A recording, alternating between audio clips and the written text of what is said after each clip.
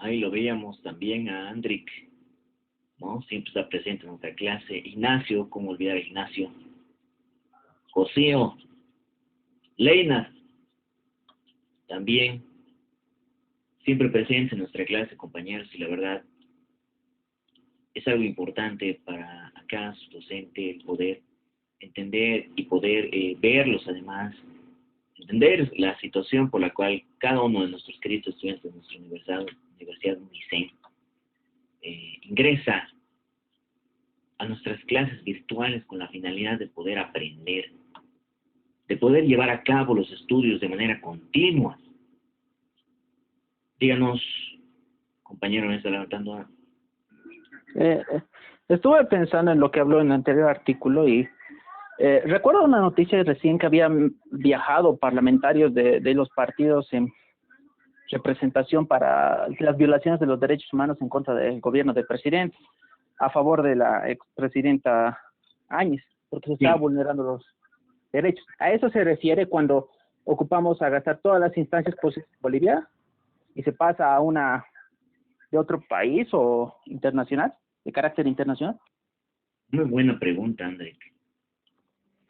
Ahí yo pienso, doctor, tendría que acudir a un tribunal internacional, ¿no? Porque se está vulnerando la constitución política del Estado, ya que la presidenta Áñez ha sido constitucionalmente presidenta, ¿no? Y al decir que ha sido de facto un gobierno golpista, se estaría vulnerando la misma constitución y cabería acudir a un tribunal internacional para que revise a detalle todo eso.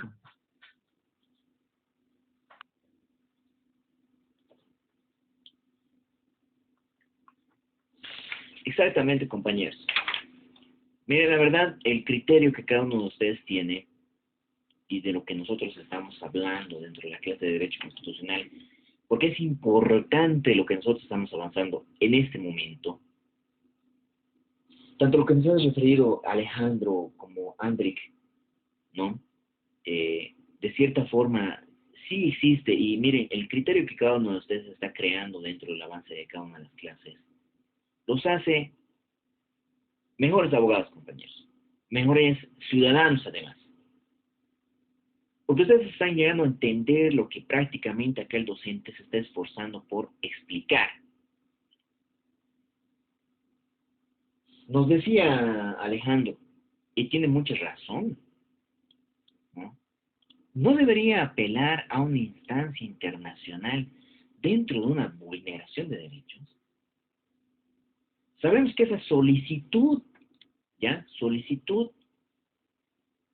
de vulneración, porque uno mismo es que se siente vulnerado, ¿no es cierto? Y a través de nuestros representantes, ya sea representantes, hablo de apoderados, o terceras personas que pudiesen reclamar, porque sabemos que de cierta forma, cada uno de estos derechos tienen que ser reclamados por uno mismo. Deberían ser sujetos a un análisis de derecho internacional, tal vez porque de cierta forma no se están cumpliendo aspectos necesarios respecto al procedimiento, respecto a los derechos que se estuviesen implementando o se estuviesen vulnerando para cada uno de nosotros a estas instancias internacionales, ¿no es cierto? En primera instancia yo apelaría al defensor del pueblo, que es una de los funcionarios públicos, una institución pública a la cual ustedes van a abarcar en Derecho Constitucional 2 y van a ver el por qué existe, cuál es la función que tiene y nosotros ya, de hecho, como simples ciudadanos, tenemos que entender que el defensor del pueblo ha sido creado para hacer prevalecer derechos constitucionales. Por eso se lo llama defensor de quién, del pueblo. No defensor de derechos políticos.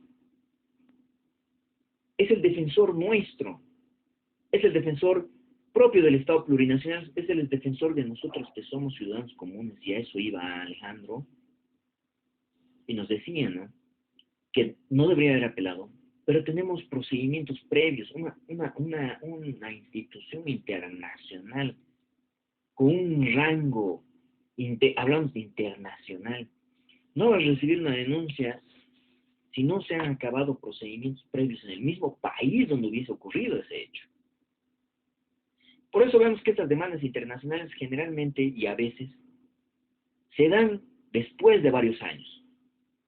no se dan en ese momento.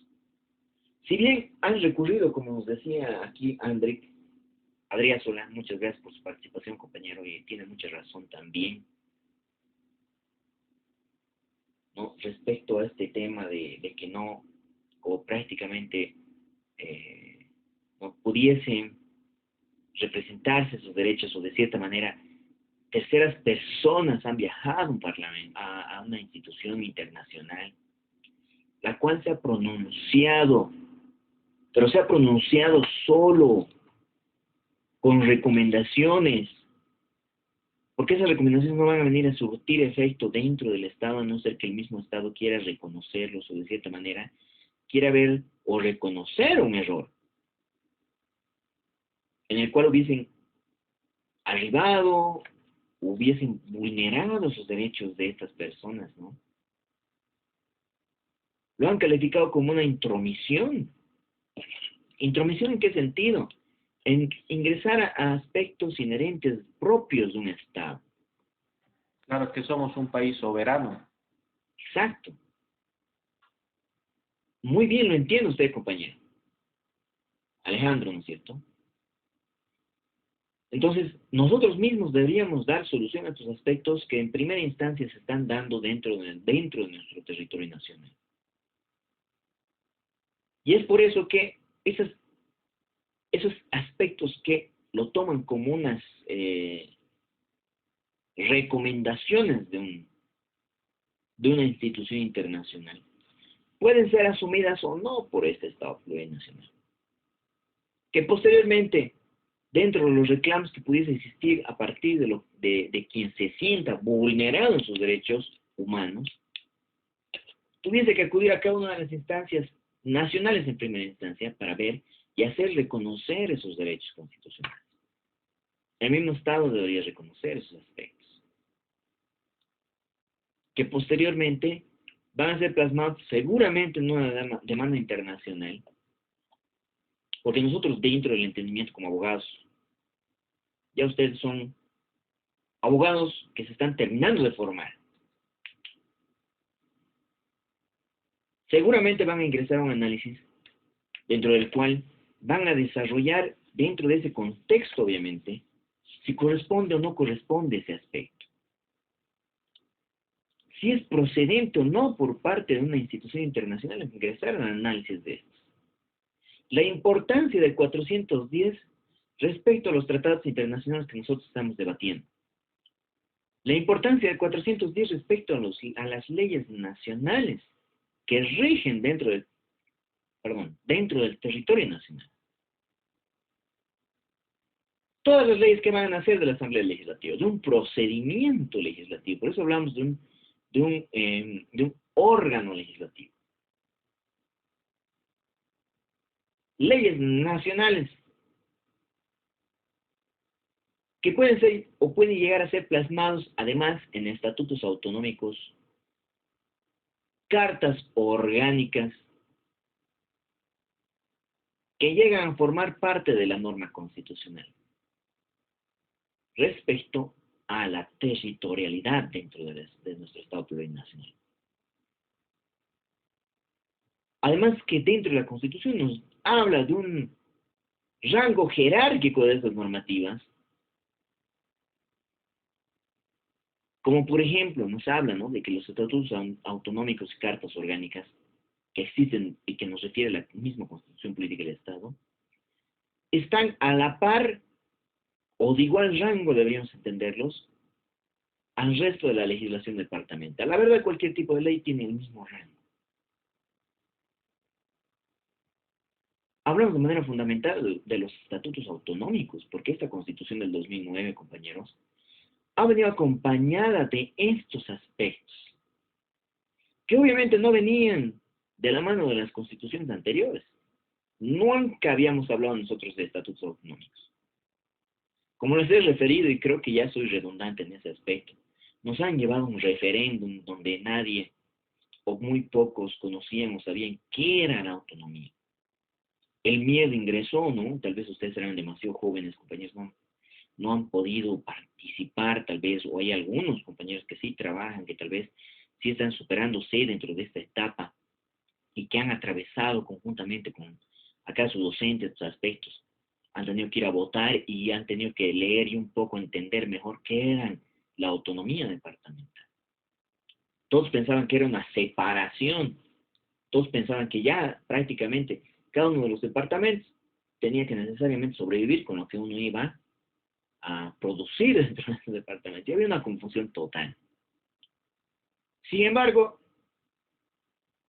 no pudimos ver dentro de ese referéndum estos aspectos inmersos respecto a estos estatutos autonómicos que nos habla el mismo autor y que nos refiere además dentro de las leyes nacionales esa diferenciación respecto a la norma institucional, a la norma legal, a la norma, a las leyes nacionales, que tienen un mismo rango.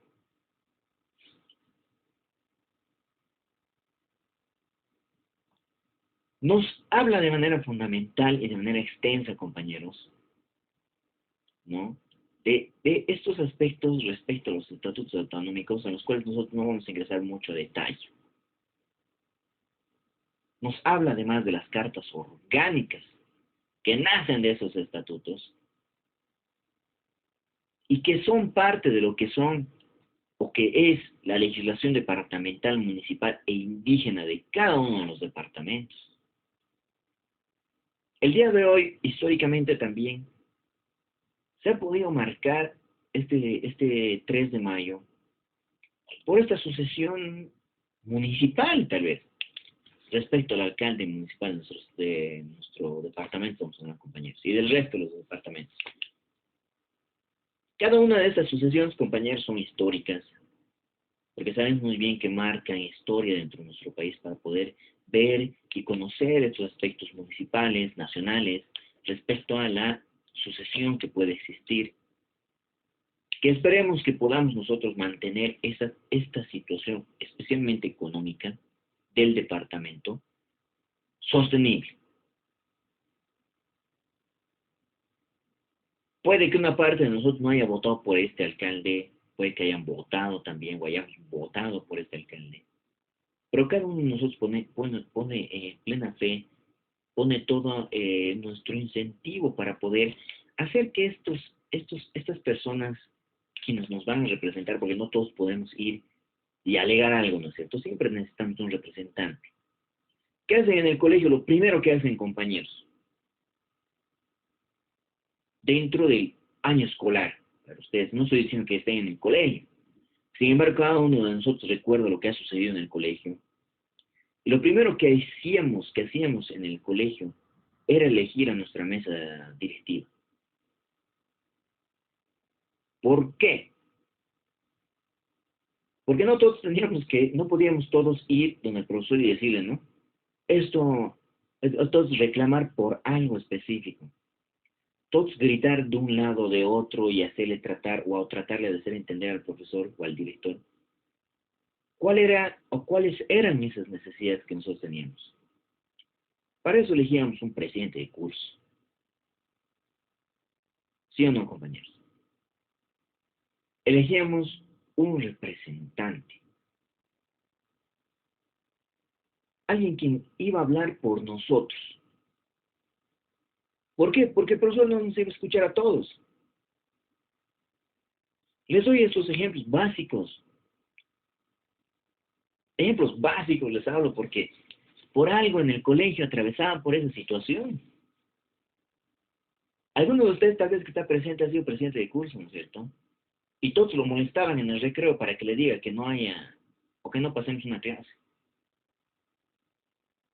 Y esto se ve reflejado en esta autoridad. Nosotros, partes de agrupaciones sociales, partes de bloques de profesionales, partes de estudiantes, partes de personas jóvenes, hacemos conocer nuestras necesidades a nuestros representantes que pueden ser dirigentes, personas que van a ir a hablar por no siempre por un bloque específico político, hablamos, ¿no? Sino por nuestro barrio. ¿Qué falta? Pucha, lo primero reventó la alcantarilla, entonces ¿quién tiene que vaya? Pues ese, ¿no? Y que le hemos denominado nosotros nuestro representante de nuestra OTB. Vaya, pues, si le diga, ¿no? Has reventado la alcantarilla. pucha, hay más asaltos dentro, vaya, reclame. A bloquear cara a cara. Lo primero, Sí, vamos a bloquear, no siempre cara a cara, ¿no? No dándole mayor relevancia acá a los compañeros de la zona sur, pero sin embargo ya hay quilombo, o ha habido un atropello, o alguien se ha chocado en la esquina, a bloquear. ¿Qué necesitamos? Ojos de gato, nuevo semáforo, nuevo rompemuelle, no, más trabas nos ponemos entre nosotros, solo porque ha existido un accidente y ya, vamos y alegamos, no, cada vez te pasó una sola vez, pero ni modo, precautelaremos nomás nuestro derecho, ¿no? Entonces rompemuelles en cada esquina, compañeros. Yo la verdad que nosotros transitamos, ya sea en motocicleta, transitamos en bicicleta, transitamos en vehículo, o en el micro, tenemos que estar saltando cada rompemuelle que nosotros mismos ponemos. Y esa idiosincrasia que nosotros tenemos, compañeros, se ve reflejada en nuestro mismo piso, en nuestras mismas calles. Cierran calles de manera arbitraria, compañeros. No se va a entrar a robar. Cerraremos de aquí hasta otra cuadra. Listo. Lindo. Situación que no se puede realizar y que vulnera ciertos derechos constitucionales. Por eso estamos avanzando en esta materia, estos aspectos iniciales, principales, básicos, no sé cómo ustedes quieren verlos, ¿no? Aspectos que nos van a servir a llegar a entender lo que va a decir la Constitución. Tenemos que entender entonces el 410 como un bloque de constitucionalidad, como para llegar a entender la jerarquía normativa que nosotros tenemos. Jerarquía que se va... Una consulta, igual volviendo al tema anterior, si es que un tribunal internacional llegase al caso de Áñez, analiza el tribunal, ve todo lo que es la Constitución, qué derechos humanos se ha vulnerado, tratados, hace un análisis de todo en general, y al final apela a lo que tiene que haber la liberación de Áñez, ¿el gobierno boliviano estaría en la obligación de liberarlo? O ahí podrían decir el presidente, somos un país soberano y no pueden intrometerse, lo mismo que he dicho. No, también muy buena pregunta, compañeros, ¿no? A ver, Janet, ¿qué más quiere aportar? Doctor, pero en ese caso, en el caso de que saliera ese fallo a favor de la expresidenta y el presidente actual no cumpliera o no se cumpliera, estaríamos incumpliendo dentro de los acuerdos internacionales que seguramente estamos nosotros inmersos y donde debemos de respetar el fallo, porque ese fallo es a nivel internacional del cual somos parte. No, y esa es una conclusión que da Janet y tiene mucha razón. Claro, pero como presidentes o un país soberano podrían romper un tratado internacional, porque es nuestro representante máximo. Sí, pero no nos traería serias consecuencias. Es lo mismo que Venezuela ha roto varios tratados internacionales. Exacto, pero analizando, por ejemplo, de ese país, parece que los ha roto solo por así como que de manera particular, no les convenía, digamos, ¿no es cierto? Y es por eso que se han visto solos, ¿no? Que realmente no hay un Estado de Derecho dentro de esos países y dentro de ese país de manera específica, compañeros. Políticamente no estamos hablando, sino dentro de un análisis legal, ya el cual amerita cada uno de ustedes, y yo veo, Janet, ¿no? Ese criterio que usted tiene ya prácticamente vamos desarrollándolo y vamos entendiendo mejor de lo que estamos hablando. El hecho de que no asumamos algo que un tribunal internacional pudiese llegar a determinar, compañeros, podría vernos conflictuados en una situación donde no exista un Estado de Derecho, no hay así realmente vulneración de derechos, y más aún, no pudiese existir sanciones. Sanciones ya del hecho de que otros países no reconozcan el Estado boliviano, causaría una inestabilidad total. a este Estado, ¿no? Entonces, ¿qué le queda? Ser parte de este conglomerado de normativa internacional, no le queda otra que asumir. Dudo, para serle sincero, Janet, ¿no? Dudo demasiado que nosotros veamos este aspecto en los tribunales internacionales en este momento. Cuando ella ya salga, cuando ella ya está libre, o ocurra lo que ocurra, o sea sancionada, o a fin de cuentas tenga una pena privativa de libertad, y esté penando en la cárcel esa sanción, digamos, que se pudiese dar, que le hubiesen, o que le pudiesen dar, no, recién vamos a ver la representación de tribunales internacionales. ¿En qué sentido les hablo? En el sentido de que pudiesen pronunciarse si es que ha existido o no ha existido vulneración de derechos humanos. Ojo, estamos hablando hipotéticamente, compañeros, no estamos hablando de que en este momento se estén vulnerando. Porque nosotros como abogados, compañeros, si bien no podemos dar nuestro criterio inmediato, nosotros tenemos que basarnos, nosotros como abogados, como jueces, siempre vamos a ser objetivos y nos vamos a basar en las pruebas, en lo que hay. No podemos basarnos nosotros, compañeros, en lo que creemos que es. Nosotros no podemos basarnos aquí en el imputado, el acusado puede venir y decirnos, compañeros, a cada uno de ustedes, espero que en algún momento cada uno de ustedes ejerza como funcionario público, ya sea en el órgano judicial, que también vamos a ver un tema específico en Derecho Constitucional 2 de eso. Hablo de ser jueces, de ser vocales, yo que sé, que sean parte del órgano judicial. Y no se la van a creer, compañeros, nada de lo que el muy buen o la muy buena persona quien ha asesinado o ha matado nos venga a decirnos, ¿cierto? Si no, nos vamos a basar en lo que el Ministerio Público llegue a referirnos y a demostrarnos con la prueba. Fernando Arnés, a ver, díganos, compañero, usted que está ya participando. Fernando, díganos. Buenas noches, licenciado. Buenas noches, compañero. Creo que este proceso en el que está siguiendo a la expresidenta se va a caer por el solo simple peso de su mala imputación. No solamente se están violando derechos humanos, también derechos políticos. Ella no debería ser juzgada por los cargos que se le están atribuyendo. Lo que ella, si se pretende llegar a un juicio contra ella debería seguir un proceso de responsabilidades por expresidenta, no por un golpe de Estado, porque no procede. Ha sido ratificada por el Congreso. Entonces, ahí vemos que simplemente el proceso por el que ya empezó, por simplemente hecho y su peso, no va a tener mucho rigor internamente.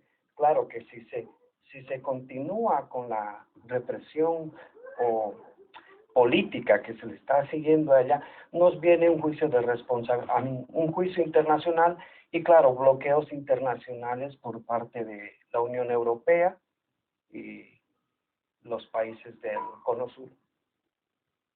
Muchas gracias por su participación, Fernando, y tiene mucha razón. No estamos, pero dentro de... Me parece, miren, compañeros, cada una de las participaciones que ustedes tienen, ya de cierta manera aportan algo a los temas que nosotros podemos abarcar, que nosotros vemos día a día, que tal vez podemos asumirlos como temas políticos, además, dentro de la enseñanza de nuestra universidad, que no deberíamos tocar muy profundo, ¿no? Porque nosotros estamos avanzando nada más los aspectos básicos de lo que es nuestra querida Constitución Política del Estado Plurinacional.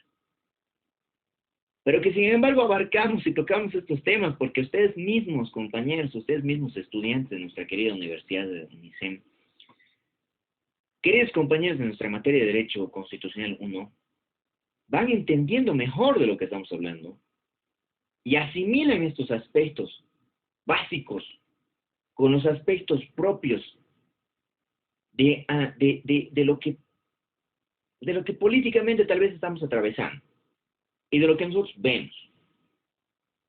Porque nosotros, el soberano, no somos ciegos, no somos sordos, entendemos, escuchamos. Y lo peor que puede creer un gobierno, no les hablo específicamente de este, porque no estoy yo aquí para a ustedes llevarles de un lado o a otro, sino para darles lo que son los conceptos generales. Pero si nosotros escuchamos y vemos, compañeros, no somos tontos. Entendemos, escuchamos, y más aún si nosotros estamos profundizando como futuros abogados, estos aspectos. Estos aspectos que deberían ser la base de lo que se va construyendo. Dentro del derecho constitucional, obviamente. Y que esto se va a replicar en cada una de las materias que ustedes estudien. Ya les he referido. Penal, civil, laboral, familiar, ustedes van a verlo. Y van a tenerse que remitir a los antecedentes y como docentes van a tener que también hacerles a cada uno de ustedes recuerdo de lo que dice la Constitución Política del Estado. Para iniciar cualquier materia hay que iniciarlas viendo y recordando lo que hemos visto en la Constitución. En estos parámetros básicos. Si cada uno de ustedes, compañeros, si les hago recuerdo, no es acá que el docente les está hablando, les está instruyendo o tal vez hablando de estos aspectos políticos, pero son de interés general, son de interés de nuestros queridos estudiantes de nuestra carrera, precisamente porque si bien nosotros estamos estudiando ciencias políticas, estamos estudiando para ser abogados, tenemos que entender y llegar a entender lo que nos refiere la norma. Más aún si hablamos de una constitución política del Estado y la importancia que nosotros estamos viendo dentro de este avance de esta clase, de lo que, ¿qué es constitución? ¿Qué es lo que abarca una constitución? Y esto que nosotros vemos y que prácticamente lo estamos desenlazando, lo estamos llevando a cabo el estudio de esta materia, a partir incluso de un video muy interesante que hemos visto, que nosotros deberíamos entender qué es constitución. No sé si se acuerdan cada uno de ustedes lo que nosotros hemos visto en la... obviamente no es la primera clase, pero hemos visto en un video muy interesante que obviamente no es tampoco en nuestro país. Y nos decía, ¿qué es una constitución? ¿No? Y prácticamente ustedes han debido entender, han debido leer, han debido escuchar además, y pueden repasar ese video viendo qué es lo que nosotros tenemos que entender en constitución. Entonces son parámetros internacionales dentro de los cuales nosotros tenemos que llegar a respetar esta constitución política del Estado. Tenemos que llegar a entender mejor de lo que nos habla la constitución. Tenemos que entender y ver además estos aspectos de las leyes nacionales. La jerarquía normativa, ya hablamos de jerarquía normativa, ¿no? ¿Quién es superior a quién? ¿O quién es igual a quién? Estos aspectos que nosotros tenemos que entenderlos mejor. Y que además tenemos que entender, y nos vamos nuevamente a nuestro tema, a lo que nos merece, a lo que nosotros hemos venido a estudiar, de que las leyes tienen igual jerarquía, más aún hablando de estatutos orgánicos, de estatutos autonómicos, de leyes estamos hablando, leyes, legislación, ya sea departamental, municipal, indígena, que tenemos que dar cumplimiento. La ley de marco de autonomías, la ley de descentralización, que marcan aspectos inherentes a cada uno de los departamentos, pero que sin embargo tienen que ser asumidos no porque no vengan del órgano central, del Estado Nacional, van a tener menor jerarquía. No, compañeros. Obviamente no. Que más abajo de estas leyes orgánicas, de leyes estatutarias que nosotros podemos llamar dentro del derecho comparado además, vienen normas específicas posteriores, ¿no es cierto?, como las que nosotros estamos viendo en la Constitución Política del Estado. ¿Qué nos dice posteriormente a la ley, a lo que es la Constitución, los tratados internacionales, las leyes internacionales, las leyes nacionales?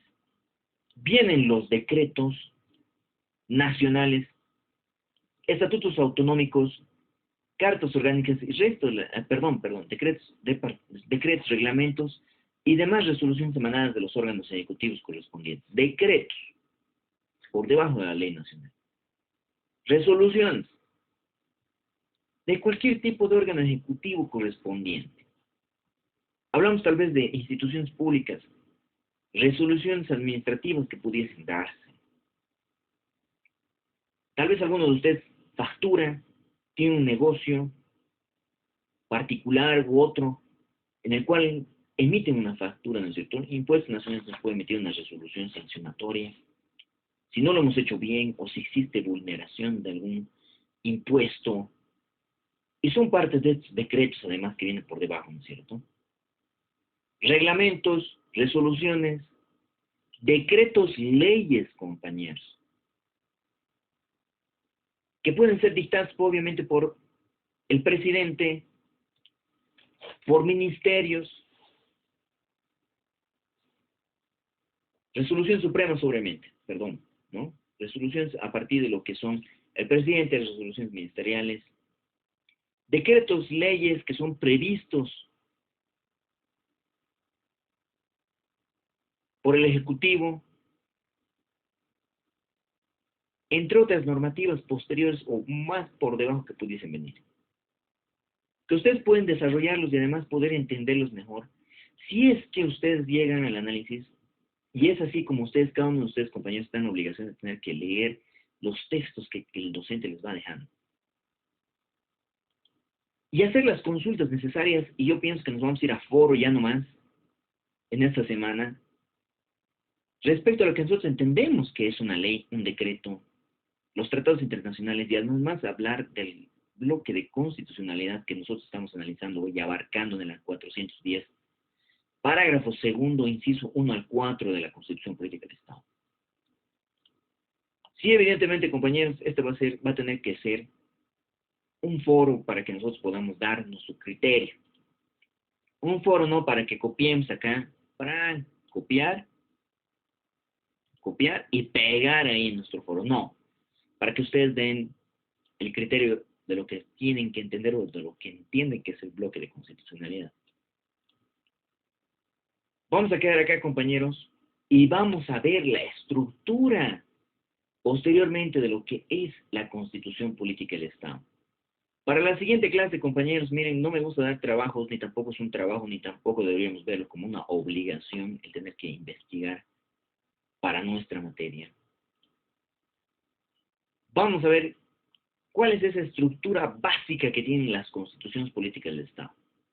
Nuestra Constitución obviamente tiene una estructura no tan distinta del resto de los estados. Hablamos de bases fundamentales dentro de una primera parte. Hablamos de 4 hasta una quinta parte dentro de nuestra Constitución. Y espero que para la siguiente clase, compañeros, ustedes me puedan delimitar estas bases. En este caso vamos a hablar de lo que son la estructura que tiene una Constitución Política del Estado.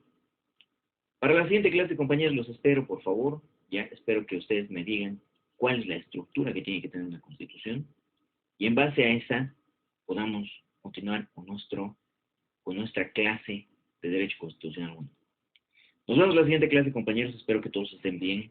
Y espero que sigamos con ese ímpetu de poder participar en cada una de las clases. Nos vemos en la siguiente clase, entonces, ¿ya?